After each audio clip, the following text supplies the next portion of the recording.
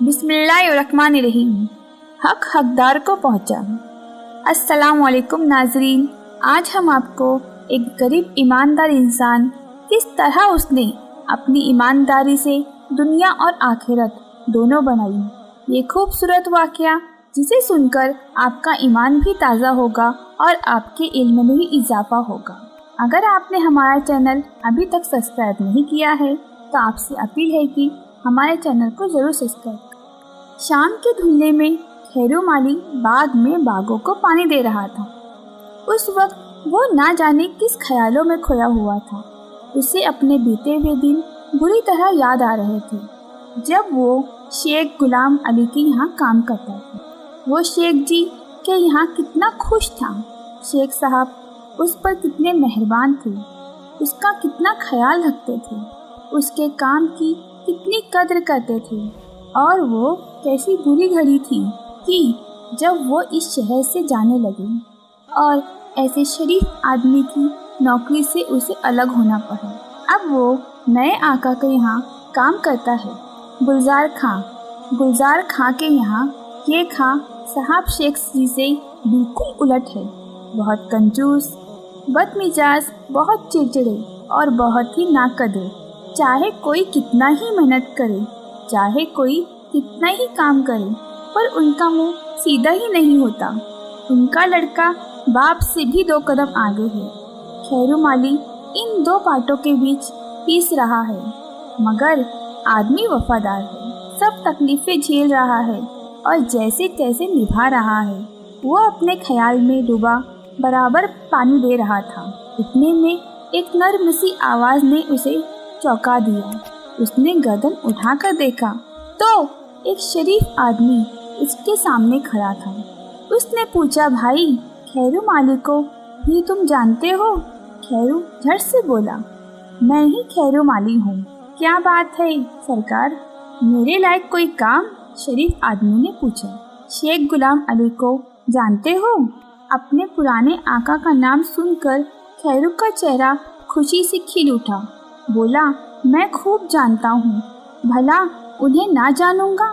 برسوں سے ان کا نمک کھایا ہے، خدا ان کی جیسی بات سب کو عطا کرے۔ شریف آدمی نے خیرو کی طرف غور سے دیکھا اور یہ اطمینان کر کے کہ جو حلیہ اسے بتایا گیا تھا خیرو بالکل ویسا ہی ہے، بہت غمگین انداز میں بولا، تو بھائی تمہیں یہ سن کر افسوس ہوگا کہ شیخ جی کا انتقال ہو گیا ہے۔ خیرو کو یہ سن کر ایک دھکا سا لگا۔ اسے ایسا معلوم ہوا کہ جیسے اس دنیا میں اس کا کوئی سہارا نہیں۔ پھر وہ پھوٹ پھوٹ کر رونے لگا۔ شریف آدمی بھی رو رہا تھا۔ اس نے گلا صاف کر کے رک رک کر کہا، شیخ جی مرتے ہوئے تمہیں دعائیں دیے گئے ہیں اور تمہیں ایک تحفہ بھی بھیجا ہے۔ یہ 2000 روپے ہے۔ شیخ جی نے تمہاری محنت، ایمانداری اور وفاداری سے خدمت کا انعام بھیجا ہے۔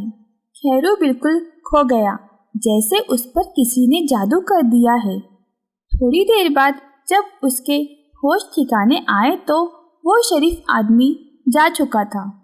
اس وقت خیرو کے دماغ میں جو پہلی بات آئی وہ یہ تھی کہ اس نوکری کو لات مارے گا اور زندگی کے باقی دن آرام و اطمینان سے گزارے گا۔ اب یہ دولت اسے حفاظت سے رکھنی تھی۔ اس نے چاروں طرف نظر دوڑائی، اپنی جھوپڑی تو اس کی محفوظ نہ تھی۔ اسے ایک جھاڑی نظر آئی تو گھنی اور ایک کونے میں تھی، سرخ سرخ پھولوں سے لدی ہوئی۔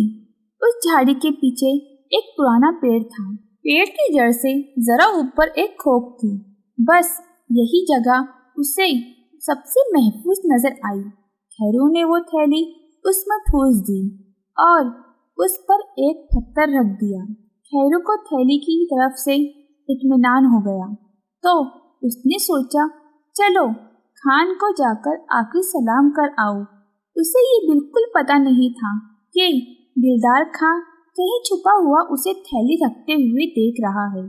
خیرو جو ہی پیڑ کے پاس سے ہٹا، دلدار خاں پنجوں کے بل دوڑتا ہوا چپکے سے تھیلی نکال کر سیدھا باپ کے پاس جا پہنچا۔ اسے سب کچھ بتا دیا۔ लालची बाप ने थैली बेटे से ली और कहा, तुम इत्मीनान रखो, ये थैली मैं बहुत ही हिफाजत से रखूंगा, बहुत ही हिफाजत से रख दूंगा। इतने में खैरू भी वहाँ पहुँच गया। गुलजार खां उस वक्त बहुत खुश था, बहुत ही मिलनसार और इंसानियत से बात कर रहा था। उसने बड़ी खुशी के साथ खैरू का हिसाब साफ कर दिया और दूसरी सुबह को उसे जाने की इजाज़त दे दी। दूसरे दिन जैसे ही खैरू माली रुखसत हुआ, दिलदार खां दौड़ता हुआ अपने बाप के पास आया और थैली वाली बात पूछने लगा। गुलजार खां ने कहा कि बेटा, वो थैली मैंने ऐसी जगह रख दी है कि किसी को खबर हो ही नहीं सकती। दिलदार खां बेसब्री के साथ पूछा, आखिर किस जगह? गुलजार खां ने बड़े इत्मीनान के साथ बताया, वो जो घनी सी झाड़ी है, वो सुर्ख फूलों से लदी हुई, उसके बिल्कुल पीछे एक पुराना पेड़ है, बस उसी पेड़ की खोप में। इतना सुनना ही था कि दिलदार खां के पैरों तले से जमीन निकल गई, चेहरे पर हवाइयाँ उड़ने लगी। गुलजार खां के बेटे की ये हालत देखकर बड़ा अचंभा हुआ। दिलदार खां कमज़ोर आवाज़ में बोला, ये क्या गजब किया अब्बा, ये थैली तो मैं वहीं से निकाल कर लाया था।